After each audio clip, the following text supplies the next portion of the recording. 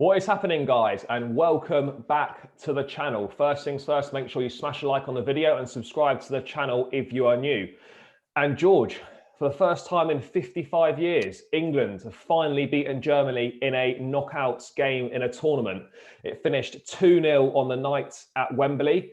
And before we get into the game, there was a lot of, rumours doing the rounds beforehand that we're going to revert to a five at the back, having started all the group games with a 4-2-3-1 formation. Quite a lot of England fans, I'll probably say the majority, thinking it's too defensive. This German side's not as good as previous German sides we've played.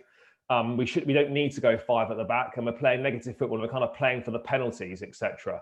Obviously, in hindsight, you look back on it now, we've won, and you can't really complain with a decision. What were your thoughts when you saw the five at the back for the start? Well, I was probably of the very minority of England fans who I actually quite liked the starting lineup. I thought it was spot on. I said that before the game. I think Trippier was brought in solely to improve those deliveries from set pieces.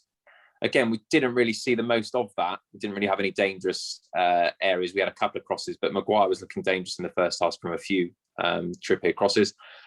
And I think we needed to give Germany respect.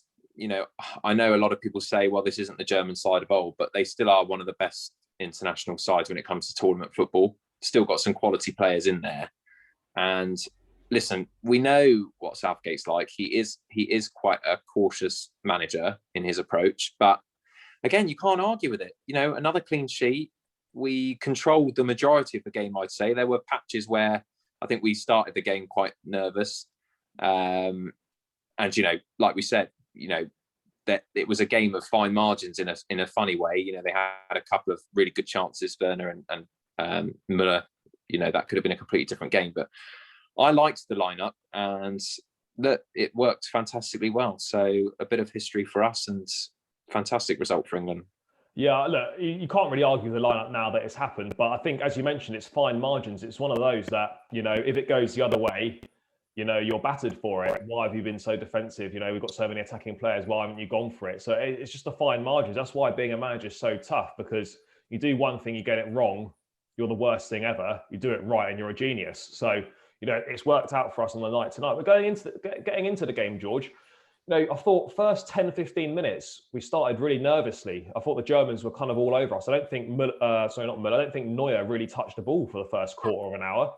Perhaps the occasion getting to the side. What did you make of the first half as a whole? I don't think England really created a lot. We had that Harry Maguire header, which I feel we should have done better with, and the Sterling shot. Were you concerned heading into the break? I wasn't concerned. I think I would have been happy with 0-0 at half time, which is exactly what we got, and I think Southgate would have been as well. I think the start wasn't ideal. I think we did look nervous. It looked like the occasion was getting the better of us, and as you'd expect, the Germans kind of in their know-how position. I think they read a stat out that they hadn't been knocked out before a semi-final stage of this tournament. So unbelievable, really. And they were the better to start with. Werner had a great opportunity that was saved by Pickford. I think we had one just before half time with Kane taking that first touch a bit too much past Neuer. But cautious football. But I think what was important about the system tonight was, rather than taking a risk with a formation that the England players hadn't tried within a more attacking formation, I think what he tried to do by playing that system is that we have played that before. So even if it wasn't the most ideal start, I think as we got into the game, you saw the comfortable, the ability of the players, the fullbacks going slightly more advanced, and players knowing their roles, which I thought was really important in the game. I mean, Maguire had a fantastic game today. Yeah, I thought defensively we were very good. I thought first half, though, particularly, I thought Luke Shaw and Trippier really didn't offer much going forward in terms of the wing back area. When you're playing wing backs, you really need those guys to get forward and provide an attacking outlet. And first half, we just didn't have that on offer. George, are you surprised at half time then, with obviously Declan Rice and Calvin Phillips both on the booking, that perhaps one of them wasn't changed? It's a fiery affair, emotions are running high, with a high chance of a possible red card for one of those two players. Are you surprised to see both of them stay on the pitch for so long? Yeah, I have to say, we mentioned it in the previous video. We were concerned about Rice and Phillips as a duo, even though they've been playing very well together, about being a bit overrun by the experience that Germany have in the middle of the park. And I think we saw that, they had a couple of late challenges, they were getting a few loose balls here and there. And, when they got on the yellow cards, I did feel as though maybe Southgate was going to switch one of them out, whether he brought in a more attacking player or just like for like and brought Henderson on. So I was quite surprised by that. Again, like we alluded to, it's a game of fine margins. They didn't get the second booking, so it was okay. But, there's been plenty of tournaments that we've seen before where, a late challenge, a red card, we're down to 10 men, and all of a sudden, you look at the back papers and you think, oh God, we've blown it again from a silly mistake. So we've seen it before. I mean, yeah, it's just one of those days, isn't it? Sometimes your luck's in, sometimes your luck's out. And obviously today the luck was in for England. But the second half was a bit of a slow start. We had obviously a good chance from Kai Havertz, with a very sweet strike that obviously Jordan Pickford does well to parry over. We've been quite critical of Southgate's substitutions in previous games. I thought today he actually did get the subs. He got the substitutions right. Obviously, Jack Grealish coming on and making a big impact. What were your thoughts on his cameo appearance? Well, I have to hold my hands up and say, well, he made the difference this evening, because when he came on, you heard the roar of the crowd. I think it was the crowd favourite. It kind of gave us that boost that we needed. And something different, and fantastic. He was involved in the first goal. Fantastic work from Luke Shaw down the left for Sterling, who's again proven why he should be in the England lineup. And the second goal, fantastic cross. I mean, just whipped it in, no chance for any defender, even if they're in the right position. And just all came right for us. So yeah, Grealish, I think warrants. Like I said with Saka, who warranted a start today. I think Grealish from that performance should start the next game. Yeah, you'd like to think so. I think he's definitely got the fans backing behind him. A lot of ex-pros and pundits are big fans of his as well. It just remains to be seen whether Southgate thinks he's better making an impact from the bench and coming on when defenders are tired and perhaps stretching a game. But that remains to be seen. But yeah, George, as you mentioned, Raheem Sterling. I think at the start of the tournament, there was a lot of negativity surrounding his inclusion in the starting lineup, given the fact that he'd not had a good year with Manchester City, particularly from January onwards. A lot of people saying he probably shouldn't have been starting. But I mean, I've been one of those critics, and I think it's fair to say that he has shown those critics that in an England shirt, he's vital to how this side plays. And it's another goal for him. Just a quick word on his performance, and how do you think he's perhaps the most vital cog in this side now? Yeah, certainly. I mean, he's been fantastic for us. The only real creative spark throughout the whole tournament. And, love him or hate him. And I mean, he nearly turned from hero to zero very quickly after he scored, but he's in the right place at the right time. And he's always looking forward. A lot of players in our side, they get in that final third and look for the safe option, but he's just always trying to gamble. And, particularly with Kane not playing well, so vital that he's been scoring those goals. So, I mean, he got them all important first goal. And, everything's just coming right for us. Kane scoring right at the end, fantastic. Just what we needed for him to get off the score sheet. And, he's been fantastic. I mean, it could have been so very different though, George. Obviously, Sterling almost going from hero to zero, pretty much a couple of minutes after his goal. He plays a very loose ball, which plays Kai Havertz straight in, who then feeds in Thomas Müller. And I don't know about you, mate. I was sitting watching it on a TV when he was through and gone. I'm thinking, we've blown this. We've just chucked it away. Can you believe he missed that opportunity? I can't. And if I wanted anyone on it, it would have been Müller as well, with his experience and his goal scoring record. Almost like a Miroslav Klose back in the day. Just like, I just don't know. Maybe he's had too much time, so he's just double thought it. I mean, Pickford had a fantastic game, but I think even he was caught out all ends up there, just hoping it went wide. But yeah, I mean, the one negative thing that England always seems to have is that lapse of concentration. He had about 4 or 5 options, decided to try and dribble back a bit, got caught out, and that would have been classic England to kind of throw that away. And I think if that goes in, I would really fear for our chances in the last stages of the game going forward. But again, our luck was in. He's missed a sitter, and England push on to the last stage. So it's those fine margins in top level football. And just a word on Harry Kane, George. Obviously, before he got his goal towards the end in the last 5 minutes, it was another game where he was just anonymous. It was really struggling to get involved. Perhaps this goal might do in the world of good. But are you surprised that we're really struggling to get him actually involved in the games? Because in the whole group stage, he's been anonymous, and then for the vast majority of this game, he was non-existent as well. Why do you think we're struggling to get him involved?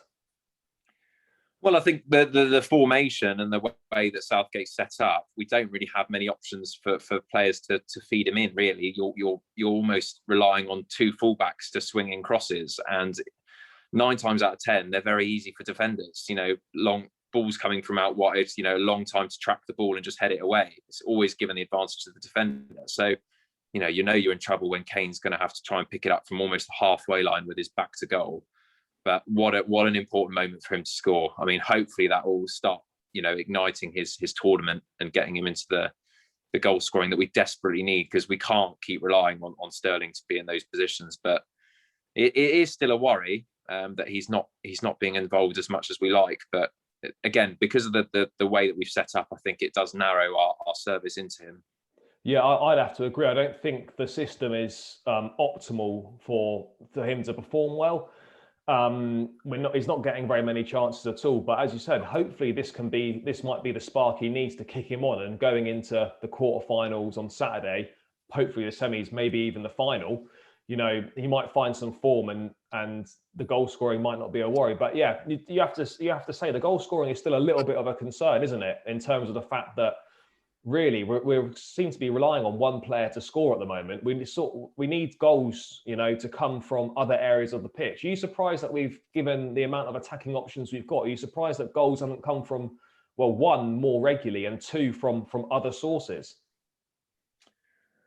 Yeah, maybe, but then in tournament football, it does tend to be the same old people in all the teams. You look at Portugal with Ronaldo, you look at Belgium with Lukaku. It seems to be those types of players, and for us, it's Kane and Sterling, and those are the two players that have got the goals for us so far in the tournament. So, does it really matter who scores them? I mean, yes, you would like more options, and I think we are still dangerous from set pieces. Maguire, Stones Maguire had a few opportunities this evening to get some shots on goal, but who cares how they go in, mate? We've got the goal. They've both scored. Finally, Kane's got off the score sheet, and just a fantastic evening. So great for us to get over that mental barrier of beating the Germans and a big side, and long may it continue into the late stages of the competition. Yeah, look, I think it's vitally important that we really enjoy this moment. I think it's a massive psychological barrier to overcome. We've always struggled against the Germans. As I said at the top of the video, we've not beaten them in a knockout tournament since 1975. So this is a big hurdle to overcome. Without getting too carried away, George, just looking forward, we've got Sweden or Ukraine who are playing at the moment. One of those will be playing them on Saturday in Rome. This will be the first game that we've played not at Wembley. How much of a difference do you think that's going to make going into Saturday, not playing at Wembley? It will make a difference, because I think today, especially, I think we definitely had that extra man in the stands. They were so up for it. Gave us that. I think being at Wembley specifically for this game was important for us. But they're professional footballers. They've been everywhere. It shouldn't really hinder us too much. We're used to playing away. International football, they're used to it, playing for their club. So I don't expect it to be a huge barrier. But a really good point that you made off air was, it will drain us physically and psychologically, that game. So coming into this one, we need to make sure that we remain concentrated and we don't underestimate the fact that people now think, this is an easy route to the final, because everyone is there on merit.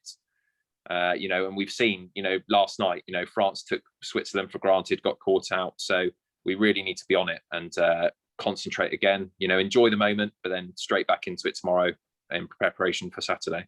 Yeah, 100% agree. I think, as you mentioned, mate, if you take sides for granted, you get punished, and that's very possible. And yeah, as at the point I was making earlier, this would have taken a lot out of us physically, and it would have mentally drained the players a lot as well. So I wouldn't be surprised on Saturday to see us if we perhaps started quite sluggishly and a bit slow, and it might be quite hard to raise our game and go again. But we don't know the opponents yet. And obviously we'll preview the game on Saturday towards the end of the week. But just one last thing, George. Obviously, it's hard not to get ahead of yourself and look at the draw.